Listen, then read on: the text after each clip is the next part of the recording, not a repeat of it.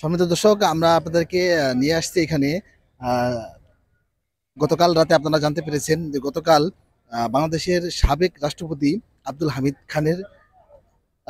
হামিদের দেশ ত্যাগের পর থেকেই নানা জল্পনা কল্পনা শুরু হয় এবং আমাদের ছাত্র জনতা এনসিপির পক্ষ থেকে এক বিশাল সমাবেশের আহ্বান করা হয়, যার অস্থায়ী মঞ্চ এখানে তৈরি করা হয়েছে।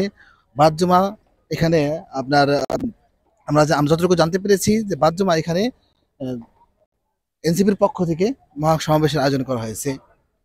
এখানে আমরা দেখতে পাচ্ছি আমাদের পাশে এখানে আশেপাশে সব জায়গায় আমাদের শান্তিরক্ষা বাহিনী আমাদের নিরাপত্তার জন্য এখানে পুলিশ, সোয়াট সহ বিভিন্ন রাষ্ট্রীয় যেই আমাদের বাহিনীগুলো রয়েছে তারা এখানে উপস্থিত রয়েছেন। পাশাপাশি এখানে আমরা সাধারণ জনগণের উপস্থিতি লক্ষ্য করতে পারতেছি যে এখান থেকে বিভিন্ন জনগণ এখনো পর্যন্ত যারা এই সমাবেশে অংশগ্রহণ করতে চাচ্ছেন তারা ইতিমধ্যে এই মঞ্চের সেখানে উপস্থিত হচ্ছেন।